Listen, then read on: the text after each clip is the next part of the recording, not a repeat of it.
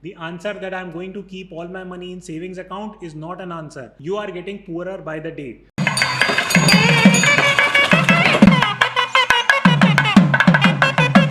So these are scenes from the present day Sri Lanka. Now you will imagine that why are people traveling on bullock carts in 2022? Don't they have automobiles? They have automobiles, but the fuel prices in Sri Lanka are so high that common citizens are struggling a lot. Due to high inflation, due to depreciation of their currency, and a host of macroeconomic issues that have been caused due to poor and corrupt politics. That is the case that I'm going to make today, that politicians can actually destroy your financial well-being. I'm glad that I did not pick India as an example. Otherwise, there would have been a lot of heated debate in the comment section. But in case you want me to present my viewpoint on the work of the current government, I'm happy to present that analysis. I'll try to keep it non-political. So every time you give a fact-based analysis also, there is a lot of heat. And I do not want to turn this channel into politics. But yes, this Sri Lankan story can help us learn a lot of macroeconomics. So therefore, I'm picking that example. So I'm going to explain it to you, what is happening in Sri Lanka precisely. Number two, can India also undergo through similar crisis? This is a very important point for you to understand. Third and finally, what is it that you should be doing as investors? The most critical point. So these 3 points we are going to discuss on today's video. Also, we don't have a sponsor for this video.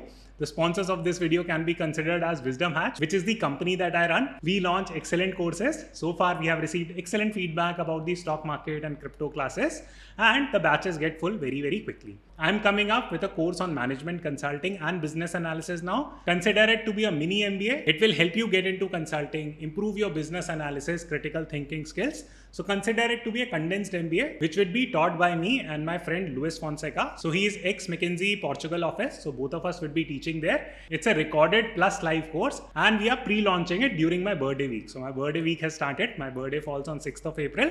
So there is a special discount that we are running, which will only be applicable for 7 days. So do check the links in the description box and let us know if you have any queries. So let us get started with the video. So first and foremost, let us start by understanding what precisely is happening in Sri Lanka. And let me tell you a bullet point story. First and foremost, the fiscal deficit of Sri Lanka is very, very high. What is meant by fiscal deficit? It simply means that, for example, if you're running your own house and your expenses are more than your incoming income, then you have a fiscal deficit running. In simple terms, it simply means that your expenses are more than your income. So same can happen at a country level also. In a country like Sri Lanka, this fiscal deficit has been very, very high. Here is a chart which shows how much the fiscal deficit is. So in 2016, it was 5.34%. You see the negative sign, it means deficit. If it was plus 5.34, it means that your income is more than the expense. So here you can see that it is 5%, 5.5%, 5.5% again in terms of GDP. And in 2019, this fell to approximately 8%. And these are forecasted figures. In fact, the real numbers that have come out in 2020, it is even more worrying in case of Sri Lanka. So the bottom line is that for a significant decade or so, Sri Lanka has been running massive fiscal deficits. That is, its expenses are much more than its incoming income, and that was bound to cause certain issues. So this is point one. Now, point number two is that the nature of expenses that the government was undertaking in Sri Lanka, those were not productive expenses. Let me explain that point further. So basically, there are two types of expenses that are there that a government undertakes. So one is called as capital expenses and the second is called as revenue expenses. Revenue expenses simply means that you are paying salaries to government employees. You are taking unproductive expenses that are not going to help you build infrastructure, roads, and bunch of other productive things that will help you generate an asset as a company. On the flip side, capital expenses, what they allow you to do is that you build road, you build like highways, you build a bunch of different things, and they allow you to undertake productivity improvement in the economy. So basically what happened in Sri Lanka was, first and foremost, the capital expenses by the government were not being undertaken quite aggressively. Most of the money was getting stuck in revenue expenses. This was the first key problem. Another related point is that when it comes to emerging economies like Sri Lanka, India, a bunch of other different South Asian countries, the corruption in these countries is very, very high. Okay, again, please don't bash me in the comment section because I'm saying India and linking it to corruption. This is what the international indices tells us. So there is a corruption index that is run by an organization called as Transparency International, and it has very categorically outlined the extent of corruption that is there in Sri Lanka. So you can clearly see that the recent numbers are high. So high number indicates high levels of corruption. India also fares very, very poorly when it comes to corruption. This is a fact, not my opinion. Again, you can check the data from Transparency International and you will get an understanding. So what ends up happening theoretically is that you as a taxpayer is giving the government a bunch of money to go and spend where? To go and expend on capital expenditure. But a large chunk of money is siphoned off. So the word of the day today is siphoned off. Let me know what does that mean. So a lot of money is siphoned off by politicians here, and this indicates a systemic malaise in the entire economy. And that is one of the reasons why several emerging countries, for example, Indonesia, even India to a very large extent, Sri Lanka, Pakistan, all these suffer not because the economic growth is not possible here, but because of the fact that a lot of corrupt politicians are there who siphon off a lot of public money that should be going where? That should be going in terms of undertaking capital expenditure. But that expenditure, despite being earmarked, does not get executed on the ground. So as a result of these two things, number one, the fiscal deficit being very high, and number two, no capital productivity improvement happening in the economy, or very slow capital productivity improvement happening, the economies do not grow at an expected rate. This is the precise problem that happened in Sri Lanka. So as a result, Sri Lanka had something called as twin balance sheet problem. This is a snippet about ADB, Asian Development Bank, which did a study, and it said this: Sri Lanka is a classic twin deficit economy, said a 2019 Asian Development Bank working paper. Twin deficit signals that a country's national expenditure exceeds its national income, and that its production of tradable goods and services is inadequate. So let me very quickly explain what is happening here. So this is very easy, that expenses are high. Okay, great. But what does this mean? That the production of tradable goods and services is inadequate. This happens because your capital expenditure is very low or inadequate, and that is the reason why productivity improvement in the economy does not happen. This brings us to the next point, that what is the role of politicians in all this? Now I can go on a rant and create a 1 hour rant on it, and still the political attributes of the economy will not get covered. So let me contextualize this to Sri Lanka's example. So if you study the history of Sri Lanka, you will see a few key important points. Number one, that Sri Lanka as an economy depends a lot on the export of three commodities: rubber, tea and coconut. Almost 80-90% of their exports historically have been in these three commodities only. Now, internationally, the commodity prices are long and cyclical. During certain phases, when the prices of these commodities go down, countries like Sri Lanka suffer a lot because they are entirely dependent on that. What did politicians not do? Politicians did not go and diversify this base of goods that they could have exported. This is the first key problem that was faced by Sri Lanka. The second key problem that was faced by Sri Lanka was that it constantly had a very high fiscal deficit. So when Sri Lanka used to import material, for example, Sri Lankan economy depends a lot on importing fuel. The cost of capital for importing that fuel also became really, really high for Sri Lanka. It is like saying that a person already has like a 50 lakh rupee loan on head.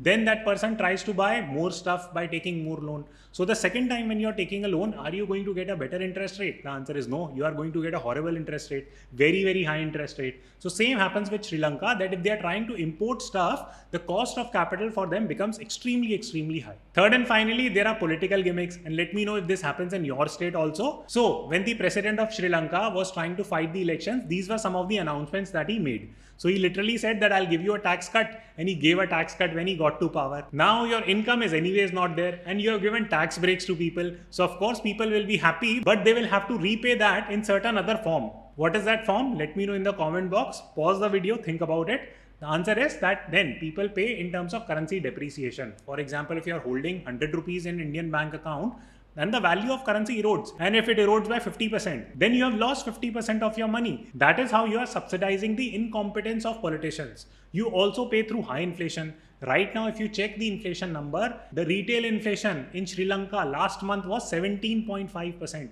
is madness. 17.5% inflation means that if you keep 100 rupees in your HDFC bank account, by next year that 100 rupee turns into almost 83 rupees, which is crazy. And a lot of poor people are getting bankrupt in Sri Lanka, and the situation looks really, really grave and sad. So all these complexities and macro basics has resulted in what? It has resulted in facts that are outlined in this particular article. As of Feb, Sri Lanka was left with only 2.31 billion in its reserve, but faces debt payment of approximately $4 billion. And the article goes on to say that the IMF has said that public debt has risen to unsustainable levels. This is a problem when international organizations that are your debt collectors, they will collect debt from you, they stop believing in your ability to repay the loans. That is when the economies literally crash. So what is the proposed solution? The proposed solution is what? The politicians are going to make the general public pay. So what have politicians done is that they went to IMF and Sri Lanka steeply devaluated its currency, further stoking inflation and adding to the pain of the public. Think about it this way.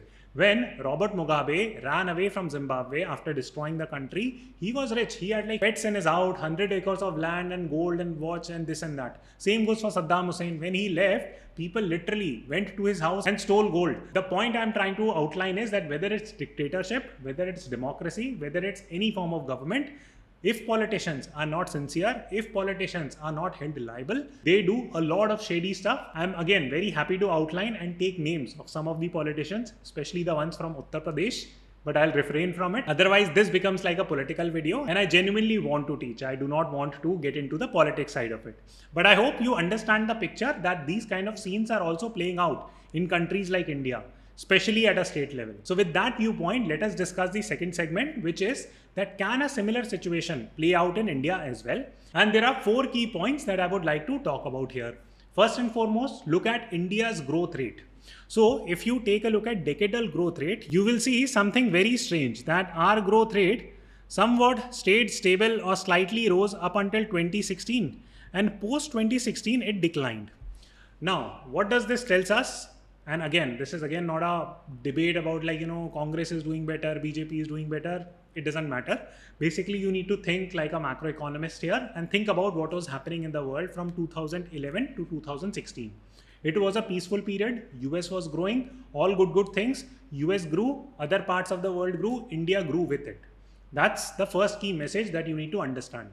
In 2016, what happened? There was a US-China trade war that happened. That kind of hit the US economy also, and India too got hit with it. What's the message that you can derive? That again, India's growth is very much linked to the US. Sometimes we believe in this notion that, bull run is going to come. It is only going to come in India. No other part of the world will benefit. Nothing like that. If the US is not growing, European Union is not growing, India will not grow. India is not the type of a nation or an economy that can grow in isolation. We are highly dependent on the world. If the world is progressing, if the world is moving towards peace, if good things are happening in the world, India will become a rocket economy. It will grow like anything. But if there is any kind of degrowth that is happening in any major part of the world, then India will suffer with it. This is the simple message that I wanted to convey by telling you these growth numbers. The second key data point that you need to take a look at is the trade deficit data for India as a percentage of GDP. So you will observe some good things and bad things. So the good thing is that our GDP deficit roughly stays here on this line. This is a 2 to 3% GDP deficit, which is fine. So our GDP deficit grew quite a lot in 2010, but it has come back up from there. So we need to give credit to politicians and we need to give credit to our central bank in terms of managing this trade deficit really well. So this is good news for India. Roughly, this is not a data which should worry us. Now, the third key chart that you need to take a look at is this chart. And here it outlines the diversity of our exports. So you can clearly see that India is a good exporter when it comes to electrical machines, minerals, when it comes to vehicles and railway parts, when it comes to plastics and petrochemical based finished products, all that stuff, right? So we are well diversified here also. We are not like Sri Lanka that, okay, 3-4 commodities. If the international prices get hit of these commodities, we go bankrupt. So that situation is unlikely to play out in a country like India. Now comes the fourth and final point that, okay, fundamentals of our economy is good, but is it likely that the capital expenditure in the economy, is it going to translate into better productivity? You can somewhat relate it to the corruption index. So in 2012, the corruption in India was very high. Just let me know which Sarkar was there back in that time. And now again, the corruption is climbing up. Interesting fact. Do you know why does this happen? That the corruption usually happens more in the second term of a particular party. Why is that? Let me know in the comment box. My answer to that is fairly simple, that when politicians start thinking that they are invincible, they are not going to lose, they start doing a lot of shady stuff. Or when they know that they are on a brink of collapse, they again start doing a lot of shady stuff. So basically, you should keep politicians somewhere in the middle. You should not make them super powerful and you should not make them super weak, because that creates an ecosystem for corruption. So in a nutshell, what is happening is that India's fundamentals are very good, but corruption is picking up. So the likely scenario going forward is that we have to keep a check on the quality of capital expenditure that is being undertaken in India. If there is a lot of public sector unit default, if there is a lot of banking defaults, if there is a lot of real estate default, then it can spell doom for India. Very, very recently, the real estate debt bubble in China burst. If some similar situation plays out in India, be very, very mindful. That might be a very relevant time to withdraw your money from Indian markets per se. Again, not an advice to sell off your stocks, just keep an eye out for data. With that said, let me leave you with some key actionable points that you can incorporate as an investor. Point number 1, keep an eye out on quality of the expenses that the Indian government is taking. How much are they spending on capital expenditure? Keep a track on some of the corruption data points. A great corruption data point is that if there is some kind of shady stuff going on in banking sector, and if you keep on hearing that, XYZ public sector bank has defaulted this, that. That's a worrisome sign. A related point here is that keep a check on the inflation data. India is witnessing very high inflation too. Yes, less than Sri Lanka, but numbers are not that great for India either. Why is that happening? Because the fuel prices are very high. It is impacting Sri Lanka more, but it is also impacting India very, very aggressively. So this is a big problem, and if it does not get sorted quickly, then it will impact and stall our growth, at least in the short term. Second key point, in a high inflationary environment, what we are witnessing right now, please invest. Learn about investing. The answer that I'm going to keep all my money in savings account is not an answer. You are getting poorer by the day. So it is very important for you to pick up some basic fundamentals on investing. If you can learn direct equity picking, that is great. If you don't have the time to do it, just do passive fund investing. No problem there. But please invest. Please don't keep a lot of money in savings banks and your fixed deposit. Third and finally, I always say this, and I will say this even more aggressively now, please be a diversified investor. Invest across different asset classes. When I talk about cryptos, when I talk about bonds, when I talk about equities market, I'm not favoring one asset class over the other. I'm not married to an asset class. These are asset classes that will help me grow my wealth. So I want the same for you. Any sensible investor should allocate capital across different asset classes. So please study the risk and reward equation of each of these asset classes and take positions accordingly. I hope you enjoyed the video. Let me know in the comment section, do you think that India is going to go bankrupt or not? I would love to read your commentary. Thank you so much, and I will see you tomorrow.